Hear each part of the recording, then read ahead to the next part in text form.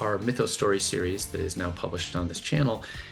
We interview donor relations people in the space to capture those stories and share it with the community, the greater Mythos community. So today we have a very special guest, Laura Shendo, who is the Director of Donor Relations for Baylor College of Medicine. So Laura, we had a conversation a couple weeks ago just to talk a little bit about this interview. And it's interesting because I feel like after talking with you that we don't spend enough time just going back and interviewing our existing clients, because you are a font of ideas for just the space, but also the product. And I will say I left that meeting and I immediately called Rob and said, how do I not know Laura better?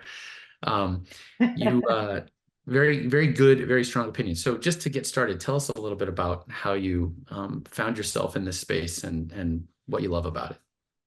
Sure, sure. So my career trajectory has actually been in academia for quite a long time.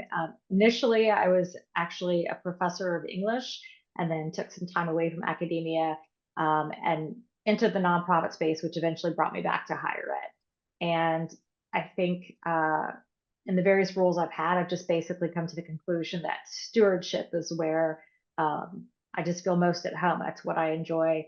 I like being the voice of the donor, making sure that we're using their gifts, wisely and according to their wishes, and being able to share all the great impact that they're having on our organizations. So it's interesting, the voice of the donor. It's an interesting way to put the stewardship role. The expectations, that voice, is that something that you've seen change over time, or is stewardship in a way evolving at all with how donors' expectations and the demographics of donors in general? Absolutely. I think the largest thing is probably that donors, especially the donors that I'd say right now are not your major donors, but will be in 10 to 15 years, are definitely looking for greater transparency. I think that charitable giving is a lot less transactional than it used to be, where someone just felt good about writing a big check and knowing that, their name would go up on something. I think people really now want to know that if they gave you money, it matters.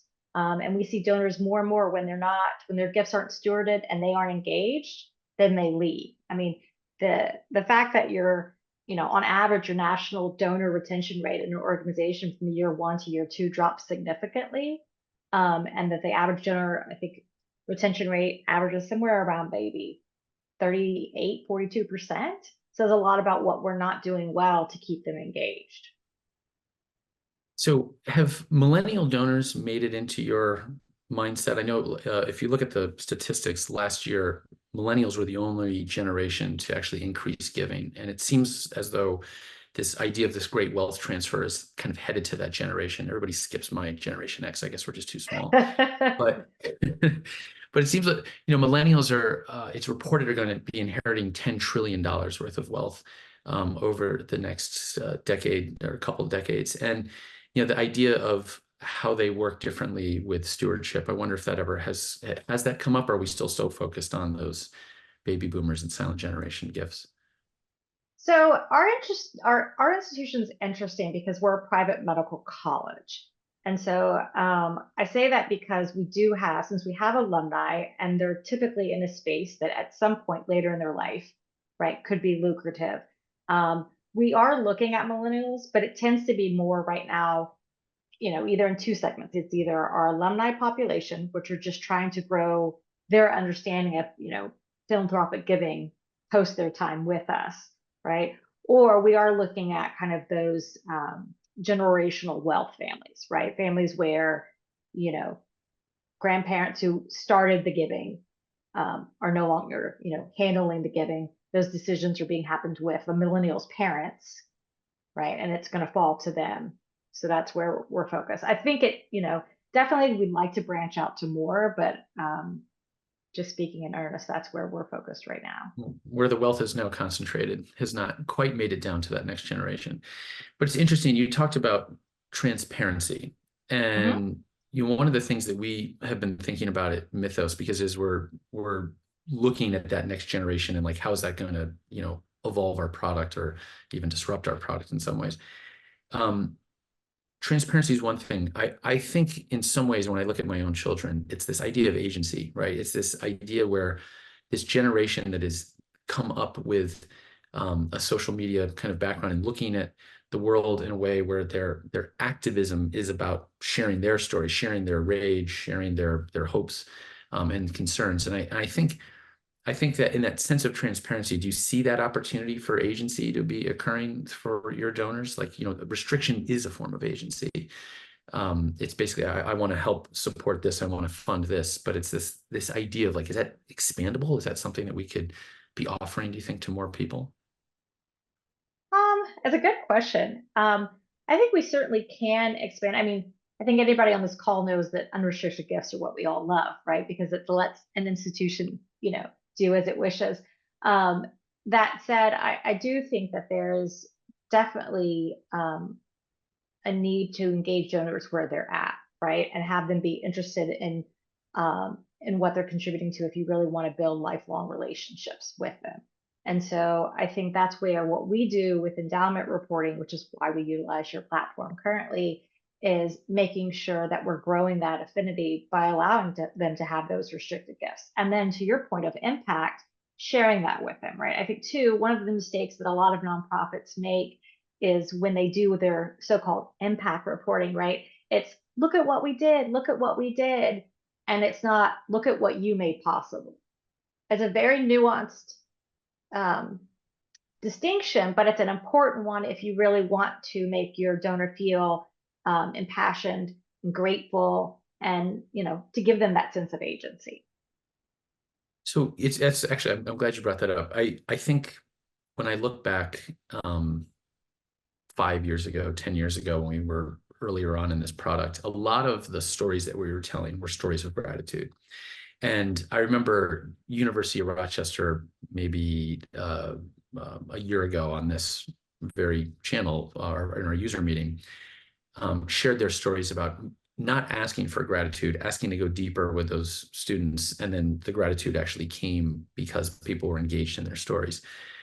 I think the idea of that conveying the impact back to the donor seems to me to be like gaining a lot of momentum. Like we're just seeing that in all of the sales presentations that we're giving, all the new places that we're kind of exploring with the product. It's that idea of like letting donors feel like they have this access to understanding their impact. I mean, are you seeing that at Baylor? Are you seeing that in the mid-tier giving levels or in the annual giving? Are you pulling? Absolutely. No, absolutely. And we're certainly trying to grow that. I mean, we have recently built out kind of a larger comprehensive stewardship plan, very much trying to address that across all segments of our donors. And my colleague, which I know is on here, I saw her, does a fantastic job of spearheading that with regards to impact reporting, even for donors who aren't, principal givers or major givers. That's great.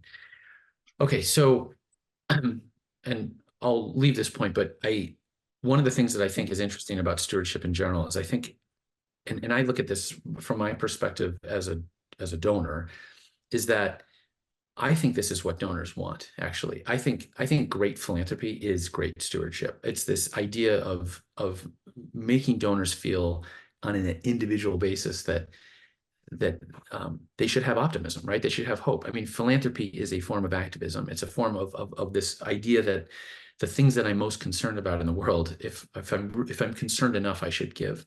And if I do give and I'm stewarded, it's very rewarding. And I'm excited of some of the ideas that we talked about, just because I think we should be sharing that stewardship process across a larger spectrum of giving.